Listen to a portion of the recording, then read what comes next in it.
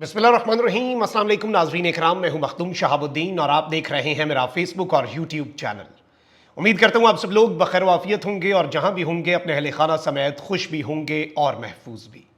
नाज़रीन इकराम, काजी फाइज ईसा साहब के पास आखिरी चंद घंटे बाकी हैं और अच्छा खासा वक्त जो है वो था, और सुप्रीम कोर्ट ऑफ पाकिस्तान का जो फुल कोर्ट है जिसमें 13 जज साहिबान हैं और 14 टोटल जजेस थे जब ये फुल कोर्ट बनी। जस्टिस मुसरत इलाली साहिबा अपनी सेहत की खराबी की वजह से इसका हिस्सा नहीं बन सकी। अब तो खैर 17 जजेस पूरे हो चुके हैं, लेकिन ये जो 13 जजेस हैं जो फुल कोर्ट में बैठे हैं, इनके हवाले से पहले ये दावा था कि ये 8-5-9-4 का फैसला हो सकता है, लेकिन अब ये कहा जा रहा है कि कुछ तो चीज़ें फंसी पड़ी हैं और कुछ बीच में जैसे स्विंग वोट्स होते हैं जो ना यहाँ के ना वहाँ के, यानी जिनके बारे में कुछ जजेस के बारे में तो क्लियरली कहा जा सकता है ना, लेकिन कुछ वोट्स ऐसे भी हैं इस सब के अंदर जो हालात के हिसाब से चल रहे हैं। तो इस सब में काजी साहब की तरफ से जुमेरात को सोमवार की तारीख देना अगली समात के लिए ये एक बड़ा वाज़ेह इशारा था कि ऑल इज नॉट वेल। अब यहां पर जो खबरें हमारे पास आ रही हैं वो ये भी हैं कि यूं लग रहा है कि काजी फाइज ईसा साहब को या तो मौका दिया जा रहा है या फिर साथी जजेस जो हैं वो काजी फाइज ईसा साहब को फंसा चुके हैं। और इस सब में इमरान खान अडियाला जेल में बैठा सिस्टम को इस तरह से घेरे में लिए हुए है कि इस सब के अंदर खान साहब is not a stakeholder technically, कि जजेस के क्या नंबर्स हैं क्या कुछ है, लेकिन इस तरह से घेरा डाल रहा है इमरान खान कि अच्छे अच्छे जो हैं वो भी सोचने पर मजबूर हो गए हैं कि हमारे साथ हो क्या रहा है, यानी ऐसा घुमा रहा है। मैं जरा मंजरनामा आपके सामने क्लियर करने की कोशिश करता हूं, और यहां पर इवन कुछ और खबरें भी हैं काजी साहब के हवाले से that there are a few offers to the honourable chief justice of Pakistan. एक ऑफर तो जाहिर बात है सर्वाइवल की गेम है और इक्तदार की जंग है। कुर्सी जो है ना ये बड़ी अजीब सी चीज़ है, ये कुर्सी छोड़ी नहीं जाती। इस कुर्सी को हासिल करना आसान है, किसी भी कुर्सी को, उस कुर्सी को छोड़ना मुश्किल है, मरना आसान है। मतलब आप ऐसे समझ लें, मेजॉरिटी लोग जो होते हैं इमरान खान की तरह बहुत कम लोग होते हैं जो कॉम्प्रोमाइज़ नहीं करते, जो एक डायरी उठाकर वापस चले जाते हैं और कहते हैं कि मुझे तो अब सुकून का टाइम मिला, अब मैं वॉक भी कर लूँगा, अब मैं अपनी किताबें भी पढ़ लूँगा। इस तरह के लोग बहुत कम होते हैं। मेजॉरिटी जो होते हैं ना उनके लिए कुर्सी छोड़ना मौत से भी बदतर होता है। वो कहते हैं सानू मार दो साड़ी कुर्सी, बस अब इसके साथ हम चिपक गए हैं, और वो फिर ऐसा उस कुर्सी के साथ चिपक जाते हैं जैसे बालों के साथ च्युइंगम चिपकती है ना, तो उसे खींचना पड़ता है और वो वहां पर सर्वाइवल के लिए कुछ भी करने के लिए तैयार होते हैं।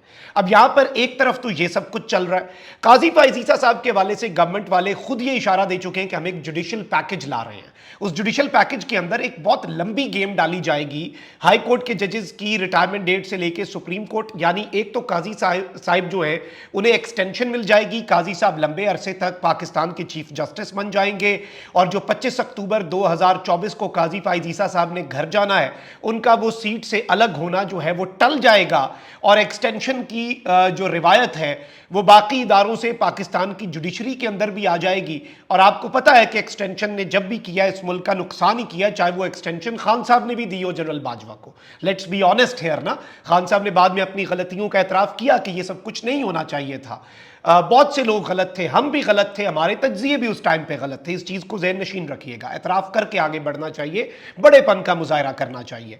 तो काजी फाइज ईसा साहब का एक तो ये मामला, और वहीं दूसरी जानिब जो गेम डाली जाएगी वो ये होगी कि जुडिशरी को इस तरह से शिकंजे में ले लिया जाएगा कि फिर हम ख्याल जो है ना वो काजी साहब के बाद भी चलेगा। ये भी अंदर खाते खबरें चल रही हैं। अब इस सब की राह में सबसे बड़ी रुकावट क्या है? वैसे तो काजी साहब को इस केस से अलग हो जाना चाहिए, क्योंकि ये जो मखसूस नशिस्तें हैं इनसे मिलती है गवर्नमेंट को 2/3 अक्सरियत, और उस 2/3 अक्सरियत से वो ऐलान कर चुके हैं, अपना इंटेंट जाहिर कर चुके हैं, अपनी नीयत सामने ला चुके हैं, लालच दे चुके हैं कि काजी फाइज ईसा साहब की एक्सटेंशन भी डिस्कस हो सकती है if they get the 2/3 majority. यानी इसमें काजी फाइज ईसा साहब खुद एक बेनिफिशरी जो है, या फिर प्रोस्पेक्टिव बेनिफिशरी, एक मुबैना या फिर आप कह लें कि एक्सपेक्टेड बेनिफिशरी। मैं अल्फाज का चुनाव बड़ा गौर से कर रहा हूं क्योंकि ऑब्वियसली हम जुडिशरी की और काजी साहब की और उस मनसब की जिस पर वो हैं बहुत रिस्पेक्ट करते हैं, और मेरी हमेशा कोशिश होती है कि कुछ भी ऐसा ना किया जाए जिससे गलत खबर फैले, और हम बहुत रीजनेबली और बहुत ही आप कह लें कि जिम्मेदारी के साथ अपना काम करने की कोशिश करते हैं, नीयत हमारी ठीक होती है। अब यहां पर एक खबर तो ये भी है, और सुप्रीम कोर्ट के जो सीनियर कोर्ट रिपोर्टर्स हैं वो अब ये रिपोर्ट कर चुके हैं कि काजी साहब हैज बीन गिवन टाइम कि ये जो जरा स्विंग वोट्स है ना, ये स्विंग वोट्स आप जरा मैनेज करें। और इस सब के अंदर पहले ही, यानी ये वीकेंड काजी साहब के लिए एक अपने नंबर्स जो हैं वो पूरे करने के लिए शायद बड़ा इंपॉर्टेंट था, लेकिन जस्टिस अतर मिनल्ला के दो बड़े खड़ाप बैक टू बैक संभलने का मौका भी नहीं दिया। एक, जस्टिस अतर मिनल्ला ने इसी केस के अंदर इजाफी नोट और उसमें इलेक्शन कमीशन से जवाब तलब कर लिया कि आपने सुप्रीम कोर्ट के फैसले की गलत तशरीह की, आपने एक बहुत बड़ी सियासी जमात को इलेक्टोरल प्रोसेस से बाहर कर दिया। ऑल्दो केस सिर्फ बल्ले के निशान का था, वो जमात ना अहल नहीं हुई थी, वो पार्टी ना अहल नहीं हुई थी।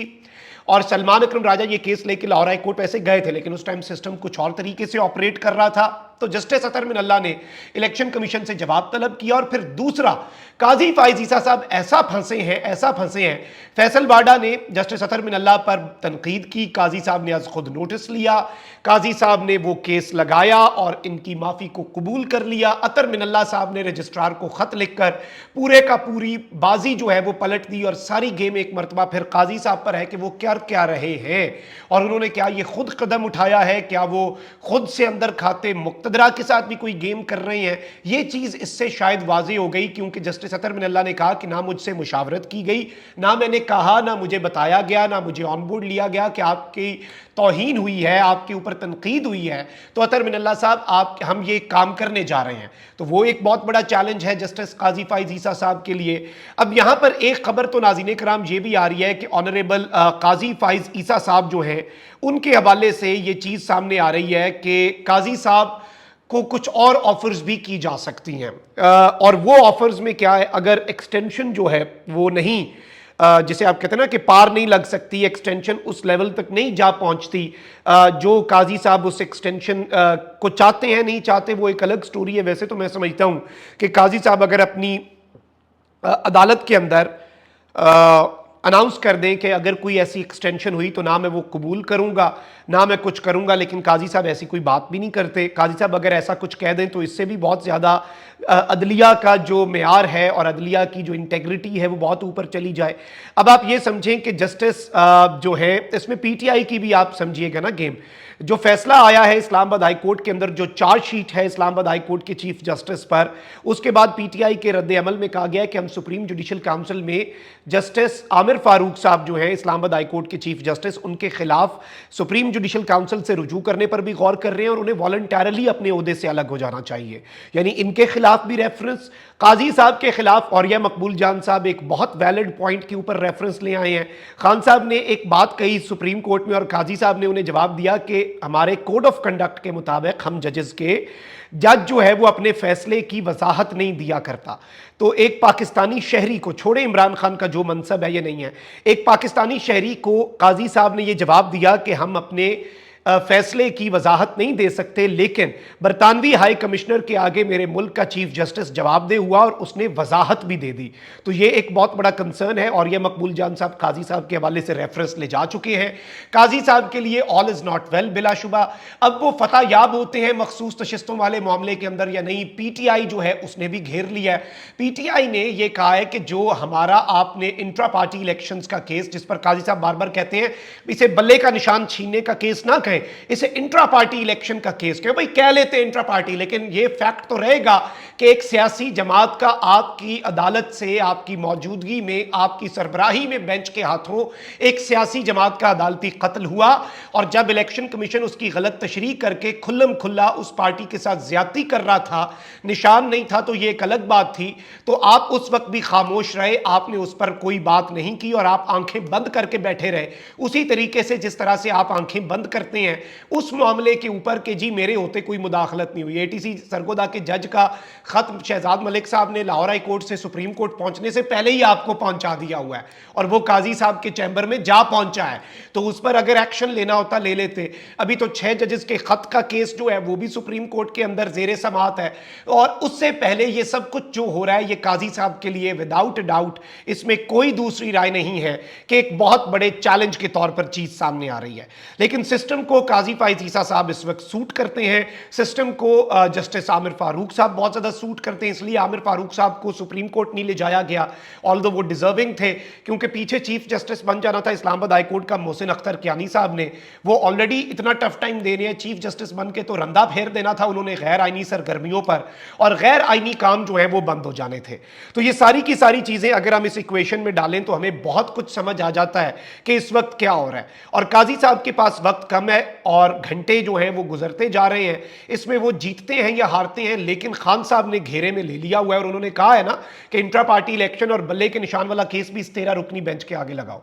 तो कुछ तो है जिसकी पर्दादारी है। ये 13 में अगर काजी साहब की मेजॉरिटी होती इन 13 में, तो पीटीआई ये क्यों कहती कि हमारा वो केस भी इधर लगा लो?